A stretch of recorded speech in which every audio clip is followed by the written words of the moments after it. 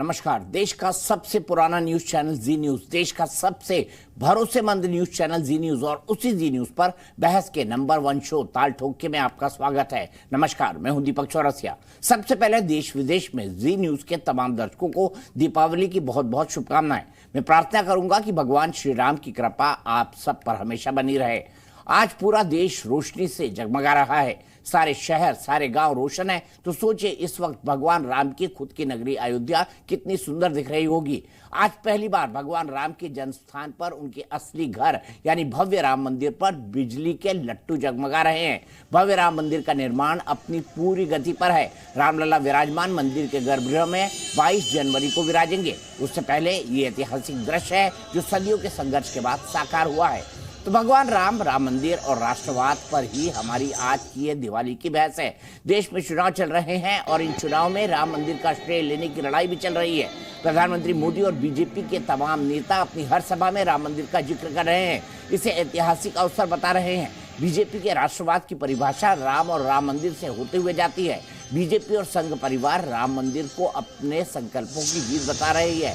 दूसरी तरफ कांग्रेस है जिस पर राम मंदिर की राह में रोड़े अटकाने के, राम को काल्पनिक बताने के राजनीतिक लांछन बीजेपी लगाती रही है। कांग्रेस कह रही है कि बीजेपी राम मंदिर को राजनीतिक प्रचार का हिस्सा बनाकर राम मंदिर का अपमान कर रही है। कांग्रेस कह रही है कि राम किसी पार्टी के नहीं है, पूरे देश के हैं। कांग्रेस को श्रेय की भी चिंता है, इसीलिए उसके नेता इतने साल बाद कह रहे हैं कि राम मंदिर का पहली बार ताला तो राजीव गांधी ने खुलवाया था।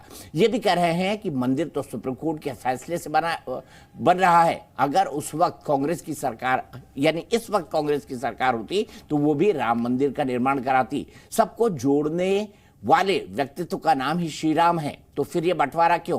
क्या सिर्फ चुनाव के लिए? बहस करेंगे और जानेंगे कि राम से राष्ट्रवाद तक जाने की बीजेपी की कल्पना क्या है। और ये भी जानेंगे कि क्या 23 और 24 में रामकाज से ही रामराज आएगा।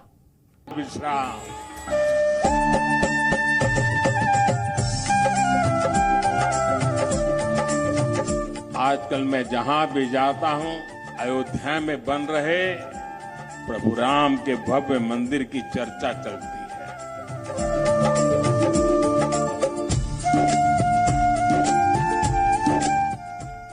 प्रभु श्री राम के भव्य मंदिर का कार्यक्रम पूरा होने जा रहा है और रामलीला स्वयं 500 वर्षों के बाद उसमें विराजमान होने के लिए आ रहे हैं।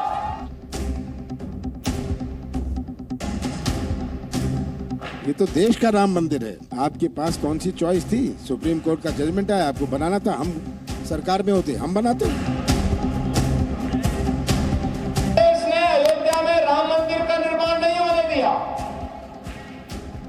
जैसे ही उत्तर प्रदेश में डबल इंजन की सरकार आई, समस्या का समाधान हुआ।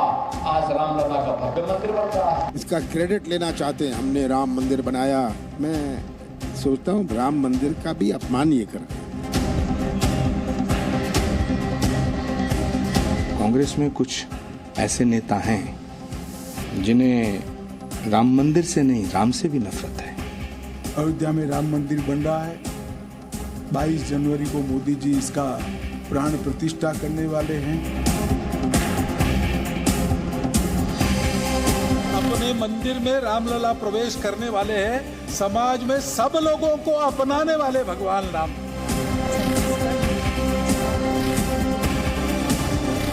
देश के प्रधानमंत्री राहुल गांधी को भी अपने साथ में लेके जाए, क्योंकि जो काम उनके वालिद ने शुरू किया उसको मोदी जी मुकम्मल कर रहे हैं। प्रधानमंत्री धर्म को राजनीति में लेकर आए हैं। वो राम मंदिर का राजनीतिक फायदा उठाना चाहते हैं।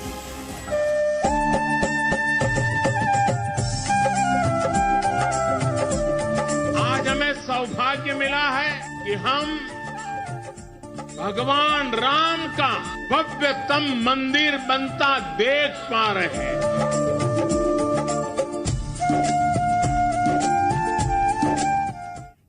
और इसी पर बात करेंगे और इस दीपावली स्पेशल ताल ठोके में मेरे साथ होंगे हैं भारतीय जनता पार्टी के राष्ट्रीय प्रवक्ता के शर्मा। थोड़ी देर बाद मेरे साथ अभय दुबे जी जुड़ेंगे। कांग्रेस के राष्ट्रीय प्रवक्ता महंत राजू दास जुड़ चुके हैं। हनुमानगढ़ी के जो है महंत है वो, और दानिश कुरैशी है, नेता है AIMIM के, और मोहम्मद अतीक नेता है IUML के, ये भी मेरे साथ होंगे। सबसे पहले KK जी, मैं जानना चाहता हूं, राम नाम से ही राजकाज मिलेगा 24 में? देखिए दीपक जी, भगवान श्री राम का आशीर्वाद हमें भी है, भारतीय जनता पार्टी के ऊपर भी है और पूरे देशवासियों के ऊपर भी है। सबसे पहले तो मैं दीपावली की शुभकामना देता हूं पूरे देशवासियों को भारतीय जनता पार्टी की ओर से। और जो भगवान राम का आशीर्वाद है वो पूरे विश्व के लोगों के ऊपर भी मैं कहता हूं है, और भारतीय जनता पार्टी के ऊपर तो है ही। अभी आपने बहुत अच्छी बात कही, और 2024 का जो चुनाव है निश्चित तौर से प्रधानमंत्री श्री नरेंद्र मोदी जी के नेतृत्व में जो 10 साल की सरकार चली है और जिस ढंग से हमने डेवलपमेंट के काम किए हैं, जनता के कल्याण का काम किया है, उसके आधार पर जनता एक बार हमें पुनः समर्थन देगी और 2024 में पुनः जो है प्रधानमंत्री नरेंद्र मोदी जी के नेतृत्व में एक अच्छी सरकार फिर भारतीय जनता पार्टी के नेतृत्व में बनकर आएगी। लेकिन अभी आपने एक दो बातें कही अपने प्रस्तावना में, मैं उसी से अपनी बात की शुरुआत करता हूं। बहुत अच्छी बात है, बहुत अच्छा दृश्य है, भगवान राम की नगरी अयोध्या में दिए जल रहे हैं, लेकिन दूसरी तरफ कांग्रेसियों के दिल जल रहे हैं। इसलिए दिल जलने लगे हैं क्योंकि इनका हमेशा से कांग्रेस पार्टी का और विपक्षी दलों का एक प्रयास रहा कि किसी भी तरह से राम मंदिर निर्माण को रोका जाए, और उसके लिए उन्होंने वो सारे यानी हरकतें की, सारे तरह के यानी प्रयास किए, लेकिन यह मंदिर निर्माण का काम रुका नहीं। और अंततः आज 140 करोड़ भारतीयों की जो आस्था है उनका और जो सपना था वो साकार हुआ है और साकार होने जा रहा है, जो 22 जून को वहां पर प्राण प्रतिष्ठा होगी। और इसके पहले मैं ये बात इसलिए कह रहा हूं क्योंकि आप कांग्रेस का पूरा इतिहास देखें, मंदिर में ताला किसने लगवाया? ये नेहरू जी के समय की बात। इसके बाद शिलान्यास के बाद 1989 में फैजाबाद के कोर्ट के निर्णय के बाद भी जो शिलान्यास हुआ उसको रुकवाने का काम किसने किया? कांग्रेस पार्टी ने किया। इसके बाद जब बाबरी ढांचा वहां ढह गया, उसके बाद बाबरी मस्जिद बनाने का संकल्प कांग्रेस पार्टी उस समय जो थी, तत्कालीन कांग्रेस पार्टी नरसिंह राव जी के नेतृत्व में चल रही थी, उसने ये संकल्प लिया कि यहां फिर से बाबरी मस्जिद बने, हम आएंगे तो बनाएंगे। इसके बाद पूरे मामले को लटकाना भटकाना ये सारा काम कांग्रेस करती रही। कांग्रेस ने अपने वकील खड़े किए और किसी तरह से ये केस का निर्णय ना हो, इसके लिए पूरा प्रयास किया इन लोगों ने। और हद तो तब हो गई दीपक जी जब इस कांग्रेस पार्टी ने ये तक एफिडेविट सुप्रीम कोर्ट में दायर कर दिया कि भगवान राम काल्पनिक हैं। इससे ज्यादा अनादर क्या हो सकता था? तो मैं इसलिए कहना चाहता हूं, और यही नहीं, उसके साथ भगवा आतंकवाद, हिंदू आतंकवाद, ये सारे नैरेटिव कांग्रेस के गड़े हुए हैं। तो आज जब यहां पर जो अयोध्या नगरी आज जगमगा रही है, भगवान राम की नगरी जगमगा रही है, तो कांग्रेसियों के दिल जलने लगे हैं, उन्हें तकलीफ होने लगी है। मैं मध्य प्रदेश से आ रहा हूं, मैंने मध्य प्रदेश में हूं इस समय, और मैं यहां देख रहा हूं ये विषय भी हैं, और ये विषय कांग्रेस ने शुरू किए। लेकिन हमने बार बार एक प्रश्न पूछा कि कमलनाथ जी, आप तो उस कैबिनेट के मंत्री थे जिन्होंने ये बात कही सदन के अंदर कि यहां पर बाबरी मस्जिद हम फिर से बनाएंगे अयोध्या में, तब आपने विरोध क्यों नहीं किया? आप तो उसी कैबिनेट मंत्री थे जब हमारी 4 राज्यों की सरकारें गई, इसी जब ये ढांचा ढहा, इसके बाद भारतीय जनता पार्टी की 4 सरकारें कांग्रेस के जो केंद्र सरकार ने गिरा दी, तब भी आप कैबिनेट के मंत्री थे कमलनाथ जी। आपने उस समय क्यों नहीं कहा? जब भगवान राम को काल्पनिक कहा गया, उस समय भी आप कैबिनेट के मंत्री थे कमलनाथ जी। आप उस समय आपके जवान से इसका विरोध क्यों नहीं हुआ? तो मैं ये कहना चाहता हूं कि आज कांग्रेस भले रंग बदले, पूरा देश जानता है, बच्चा बच्चा जानता है कि कांग्रेस जो है राम विरोधी पार्टी है, राम द्रोही पार्टी है। और आज ये कुछ भी श्रेय लेना चाहें, ठीक है, अपने मुंह मियां मिट्ठू बने, लेकिन देश की जनता ने इनको उसका जो है परिणाम भी दिया है और आने वाले समय में भी देती रहेगी। ठीक है, मैं सीधे कोई नहीं आज ये कह सकता। मैं सीधे चलता हूं। अभय दुबे जी मेरे साथ जुड़ गए हैं। अभय दुबे जी, मैं आपसे जानना चाहता हूं, बड़े गंभीर आरोप लगाए हैं। मैंने कमलनाथ जी का हाल ही में भोपाल में चुनावी मंच पर इंटरव्यू किया। उन्होंने कहा कि राम मंदिर का श्रेय नहीं लेना चाहिए, लेना गलत बात है। उन्होंने बीजेपी को नसीहत दी और कोर्ट के फैसले पर हो रहा है। हमारी सरकार होती तो हम भी मंदिर बनाते कोर्ट के फैसले के बाद। अब मुझे ये बताइए, एक ही बात बताइए, क्या ये सच नहीं है कि नरसिम्हा राव जी ने खड़े होकर बाबरी ढांचे के ढाए जाने के बाद ये बोला था कि हाँ, हम वहां फिर से मस्जिद बनाएंगे, और इंसिडेंटली उस दिन मैं सदन में मौजूद था। हमारे सनातन धर्म की मान्यता है कि मां लक्ष्मी जब समुद्र मंथन के दौरान प्रकट हुई, उसके बाद पहली बार पृथ्वी पर दीपावली के दिन आई थी और सभी देशवासियों के घर पर धन धान्य और समृद्धि की वर्षा मां लक्ष्मी ने की थी। मैं कामना करता हूं कि सभी देशवासियों के घर मां लक्ष्मी धन धान्य की वर्षा करे। जब दंभी और अहंकारी सत्ता, जैसा दंभ रावण की सत्ता को था, वैसा आज की सत्ता को है, जो पाप और श्राप की भागी होती है भगवान और भक्तों के बीच में खड़ी होकर के। आज दीपावली के दिन मर्यादा पुरुषोत्तम राम पुनः अयोध्या लौटे थे और उस रामराज्य की स्थापना को चरितार्थ करने के लिए मानस बनाया था, जिसमें आस्था कांग्रेस पार्टी रखती है, जिसमें कहा जाता है कि देविक भौतिकता पर रामराज नहीं कहुई बियापा, सब नर करहि परस्पर प्रीति, चलहि सर्व धर्म निरत श्रुत नीति। अर्थात वेमनस्य रहित समाज में उस समय भी जो धर्म था उसका सहअस्तित्व भगवान राम के समय में माना जाता था और किसी को देविक भौतिक ताप नहीं था। और अभी हाल ही में हनुमान जी ने भारतीय जनता पार्टी में कर्नाटक में करप्शन की लंका को ध्वस्त किया है भाजपा की को। और हमने पूछा हनुमान जी से कि लंका जला के जली भी नहीं, हनुमंत विचित्र है पूछ तुम्हारी, बोले कपि ही है राघव आगे। उन्होंने कहा कि भगवान राम हृदय में है, बोले कपि ही है राघव आगे, पीछे है पूछ रहस्य है भारी, वानर को भला पूछता कौन, श्री राम के पीछे है पूछ हमारी। तो मर्यादा पुरुषोत्तम राम की आराधना हम करते हैं, इसलिए हम लोगों की पूछ है, और वो राम जिनमें हम आस्था रखते हैं। और वो राम आस्था क्यों रखते हैं? क्योंकि जिन्होंने वचन की मर्यादा की रक्षार्थ एक क्षण नहीं लगाया और वचन की मर्यादा रखने के लिए 14 वर्ष तक वन में चले गए, वो राम भारतीय जनता पार्टी उनमें प्रवचन देने के लिए बहुत समय है आपके पास। वो आस्था राम में नहीं रखती भारतीय जनता पार्टी, बाबरी क्योंकि वो तो बताइए वचन निभाने के प्रतीक थे। ये तो रोज वचन तोड़कर सत्ता को भोग करने के प्रतीक हैं। तो ये भारतीय जनता पार्टी अपना छत देखिए, मैंने आपको रोका नहीं, फिर आप बोलते कि आप मुझे रोकने लगे, आपने के जी को नहीं रोका। अब मुझे बताइए, नरसिम्हा राव ने कहा था ना on the floor of the house Lok Sabha कि हाँ मैं बाबरी मस्जिद बनाऊंगा। दीपक जी देखिए, इतिहास से प्रतिशोध नहीं लिया जाता। कांग्रेस पार्टी और भारतीय जनता पार्टी में क्या अंतर है, बुनियादी अंतर मैं बता देता हूं। हमने मर्यादा पुरुषोत्तम राम के आचरण पर प्रशस्त मार्ग पर चले और हमने पहले दिन कहा कि मर्यादा पुरुषोत्तम राम न्याय में आस्था रखते थे।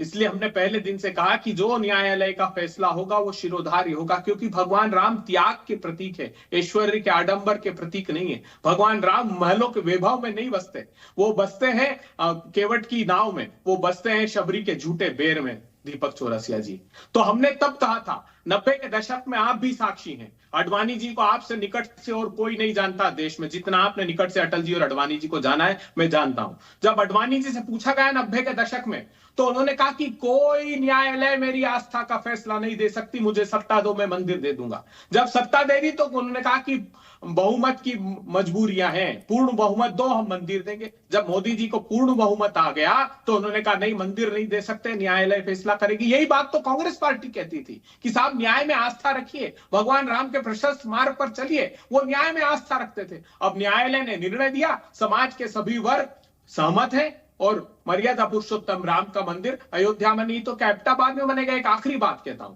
भगवान नर के रूप में नारायण ने अवतार क्यों लिया? कहां ले सकते थे भगवान राम अवतार? विष्णु का अवतार है वो तो। अवतार लेने के लिए जरूरी था कि ऐसे स्थान का चयन किया जाए जहां कभी कोई युद्ध ना हुआ हो, इसलिए उसका नाम अयोध्या है, जहां वैमनस्य ना हो, जहां परस्पर सौहार्द के साथ सभी धर्म जाति संप्रदाय के लोग रहते हैं, वहां राम जी ने अवतार लिया और भारतीय जनता पार्टी ने उसी स्थान को बदनाम कर दिया दीपक चौरसिया जी। देखिए तो सही विडंबना। इसलिए मैं कहता हूं कि राम के अनुयायी नहीं है।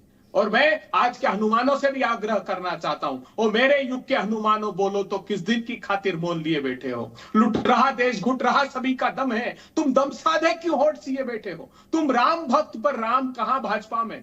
तुम हो जो रावण के अनुयायी बन बैठे, तुम राम लखन से पीट किए बैठे हो। राम लखन के अनुयायी तो कांग्रेस पार्टी में। आओ इधर आप और हमारा साथ दो, हम राम राज्य की अवधारणा को स्थापित करने का मानस बनाकर बैठे हैं। हम सब मिलकर राम राज्य को लेकर फिर से पुनः लेकर आएंगे और चरितार्थ करेंगे। आपने सब बातें कही, राहुल जी ने सुनाई ये दोहे चौपाई अभय जी, अच्छा बोल रहे थे आवाज।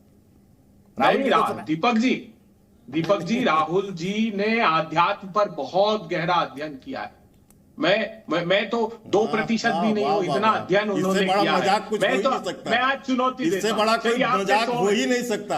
आपके शो में चुनौती देता हूं, भारतीय जनता पार्टी के प्रवक्ता सनातन धर्म क्या है वो बता दे। भारतीय जनता पार्टी के प्रवक्ता ये बता दे कि वेद और वेदांत में क्या अंतर है। भारतीय जनता पार्टी के प्रवक्ता षट दर्शन की व्याख्या करते। मैं एक करके चुनौती देता हूं इनको। अरे हमसे बड़े सनातनी कोई नहीं, लेकिन हम सत्ता के भोग के लिए अपने सनातन धर्म का इस्तेमाल नहीं करते हैं। हम कभी सनातन धर्म का इस्तेमाल अपनी सत्ता के भोग के लिए। यही बीजेपी आरोप लगाती है, इसीलिए कपड़ों पे जनेऊ पहनते हैं आपके नेता। यही बीजेपी आरोप लगाती है। भाई दुबे जी कोई बात नहीं, आपको अपनी बात कहने की आजादी है। मैं सीधे महंत राजदास लगातार हाथ उठा रहे थे, उसके बाद कह के भाई आपके पास आऊंगा, बहन जी कुछ बात कहना। मुझे दीपक जी मुझे एक जवाब देनी है। ठीक दे दीजिए चलिए दे दीजिए। फिर पाखंडी कांग्रेसियों को मुझे एक जवाब देना, बस। ये ढोंगी और पाखंडी कांग्रेसियों को इतना मैं कहना चाहता हूं, आपने बार बार इनसे पूछा कि आपने बाबरी मस्जिद बनाने का बात कही थी, क्या उसका उत्तर है? कोई उत्तर नहीं है कांग्रेसियों के पास। अभी ये कह रहे हैं कि न्यायालय के निर्णय की बात कर रहे हैं कि न्यायालय के निर्णय आएगा, हमने ये कहा था। अरे इसी न्यायालय के निर्णय को रोकने के लिए आपने एड़ी चोटी का जोर लगा दिया, अपने वकीलों को उतारा वहां पर, और उतार के आपने केस लड़ा। हमारे पार्टी के जो समर्थक वकील थे वो राम मंदिर के लिए लड़ रहे थे कोर्ट के अंदर, और जीता भी। और इसलिए मैं कहता हूं, दूसरी बात इन्होंने अहंकार की ये कौन सी सत्ता का अहंकार था? जरा अभय जी बताइएगा। आप राम राज्य की बात कर रहे हैं, इस देश में इमरजेंसी आपने लगाई, ये अहंकार था। आपने सिखों का नरसंहार करवाया आप लोगों ने, ये क्या था? ये अहंकार नहीं था तो और क्या था? कितनी हत्याएं करवाई आप लोगों ने, ये क्या था? आपका अहंकार था। इसलिए अहंकार हमें मत बताइए। हम तो आज भी 10 सालों के अंदर जनता की सेवा कर रहे हैं, और जिसका जो है समर्थन हमको मिल रहा है। और आपने रामद्रोह किया, आपने भगवान राम को अपमानित किया, आपने काल्पनिक बताया, इसलिए आपको वो श्राप है कि उसके बाद से आप लगातार घटते गए हैं, और अब आपकी हालत ये हो गई है कि डबल डिजिट के आंकड़े पर आके खड़े हो गए। ये है भगवान राम का श्राप जो आप भोग रहे हैं अब। दीपक जी अभय जी जवाब दीजिए, छोटा जवाब देना मुझे महंत राजदास जी के पास। बिल्कुल, बहुत छोटा सा जवाब देना चाहता हूं। देखिए, भारतीय जनता पार्टी के मंत्री ने, केंद्रीय मंत्री ने सदन में, हाउस में कहा है कि माता सीता के पैदा होने के कोई ऐतिहासिक प्रमाण नहीं थे। माता सीता को इन लोगों ने नकार दिया। झूठ। मैं बताना चाहता हूं, मुझे दीपक जी आप जब समय दीजिएगा, ये ढोंगी पाखंडी कांग्रेसी का झूठ अभी ओपन करो। अरे पाखंडी हो, इस ढोंगी पाखंडी झूठे का अभी जो है बताता हूं क्या सच है। रावण की तरह सत्ता का हरण मत करो। मैं बताता हूं, ये झूठ बोल रहे हैं यहाँ पर बैठ के। सुनिए दीपक चौरसिया, मैं चुनौती देता हूं, मैं अभी पढ़ के बताऊंगा प्रश्न का उत्तर। देश के मैं अभी प्रश्न का उत्तर आपको बताऊंगा, राज्यसभा में पूछा गया था, जो राज्यसभा में पूछा गया। राम सेतु का झूठ बोलते हैं यहाँ पर बैठ के। राम सेतु का मुकदमा था, जिस पर ये बात हम पर आरोप लगा रहे हैं। क्या था प्रश्न, क्यों मुकदमा लगा जानते हैं आप? मुकदमा इसलिए लगा कि अटल बिहारी वाजपेयी इतिहास ने, आप ये बताओ, तमिलनाडु में जाकर, आपकी सरकार ने एफिडेविट दिया या नहीं? आपकी सरकार ने एफिडेविट दिया है नहीं कि भगवान राम काल्पनिक थे? इन्होंने कहा आपकी सरकार ने उस समय सोनिया गांधी के कहने पर एफिडेविट, मैं राम से सोनिया गांधी ने एफिडेविट दिलवाया था सोनिया गांधी ने भगवान राम काल्पनिक है, बिना सोनिया गांधी के पूछे आपके यहाँ से एफिडेविट हो ही नहीं सकता था। सोनिया गांधी के कहने पर एफिडेविट गई थी, वही रिमोट कंट्रोल से सरकार चलाती थी। 2000 के बजट में क्या बात कर रहे हैं? यशवंत सिन्हा ने राम सेतु कुछ नहीं था। आप यहाँ की कहानी झूठी मत पढ़िए, इतना बताइए कि आपने कोर्ट के अंदर भगवान राम काल्पनिक है ये एफिडेविट दिया या नहीं दिया, दिया या नहीं दिया, दिया या नहीं दिया, बजट में रखे बिना सोनिया गांधी के डायरेक्शन के संभव नहीं था राम सेतु को तोड़ने के। इसलिए आप यहाँ पर बैठ के दिवाली के दिन कम से कम हिंदुओं की आस्थाओं पर चोट मत पहुंचाइए, झूठ बोलते हिंदुओं की आस्थाओं को फिर चोट मत पहुंचाइए। कहा कि अभय जी, अब फिर मैं कह रहा हूँ, हिंदुओं की आस्था पर चोट मत करिए। के पास गए हमेशा के लिए आपकी पार्टी चली जाएगी। आप फिर आज मत कीजिए ऐसा, आज भी कह रहा हूँ, झूठ मत बोलिए, हिंदुओं की आस्था को चोट मत पहुंचाइए। ये अच्छा हो माफी मांगिए, ये तो अच्छा हो माफी मांग लीजिए इसी समय, अच्छा हो माफी मांग लीजिए इसी समय, और ये सत्ता का आप माफी मांग लीजिए भगवान राम को काल्पनिक कहने के लिए। अभी प्रियंका गांधी, वरना ये देश आपको माफ नहीं करेगा। बिल्कुल ये देश आपको माफ नहीं करने वाला कांग्रेस पार्टी चाहते हैं। जैसे सोनिया गांधी से बिना पूछे ये रावण हो ही नहीं सकता वेश था। धारण करके सत्ता का हरण किया था, इसलिए सीता का हरण रिपीट कर रहे हैं अभय दुबे जी, वो अपने आप को। प्रवचन मत कीजिए, जवाब दीजिए, प्रवचन मत कीजिए, जवाब दीजिए, प्रवचन मत कीजिए, जवाब दीजिए। राजनीति भय प्रीत एफिडेविट आपकी कांग्रेस सरकार ने मैं आगे बढ़ जवाब दीजिए। मैं आगे बढ़ता हूँ। भगवान राम को काल्पनिक होने का एफिडेविट दिया था। जी मैं जानता हूँ, आप बहुत अच्छा जानते हैं, गीता महाभारत सब कुछ जानते हैं आप, आपको कई श्लोक कंठस्थ हैं, लेकिन महंत राजूदास जी आपको जोड़ना चाहते हैं। एक मिनट के भाई आगे बढ़ते हैं। वो सवाल का जवाब अभय दुबे जी आज मन बना के आएंगे, किसी सवाल का जवाब नहीं देंगे, वो बात घुमाने के। राम सेतु तोड़ने का प्रामाणिक रूप से प्रावधान बीजेपी ने किया, बजट में प्रावधान कर दिया 4 करोड़। अरे 2004 में तो आप आ गए ना, रोक देते। 2004 में आप आ गए थे, रोक देते। अटल जी ने कहा, वो तो कुछ भी चला, सुब्रमण्यम स्वामी ले गए थे मुकदमा, सुब्रमण्यम स्वामी मुकदमा ले गए दीपक जी सुप्रीम कोर्ट में। हमने, हमारे पास क्या था, इनके अटल जी ने तमिलनाडु में भाषण दिया, आप जानते हैं, जॉर्ज फर्नांडिस वहां मौके पर। अभय दुबे जी जानता है कि भगवान राम समुद्र को तोड़ कर रहूंगा। ठीक है, चलिए राजूदास जी बताइए क्या कहना है आपको अभय दुबे जी के। बच्चा जानता है, भव्य दीप उत्सव है, दीपावली की मंगल कामना करते हैं। निवेदन पूर्वक कहना चाहता हूं, अभी कांग्रेस के प्रवक्ता महोदय खूब कालनेमी रूप धारण किया। कहा है भगवान ने, गोस्वामी तुलसीदास जी ने लिखा है, जाकी रही भावना जैसी प्रभु मूरत देखी तिन तैसी।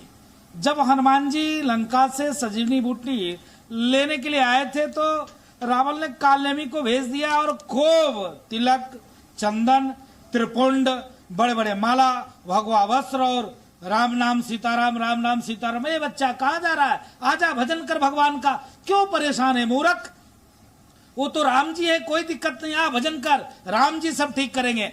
ऐसे कांग्रेसियों का रूप मुझको देखने को मिला। मैं एक धर्मगुरु हूं, मैं किसी पार्टी का बात नहीं करता हूं, लेकिन दीपक जी मैं दर्द को बताना चाहता हूं।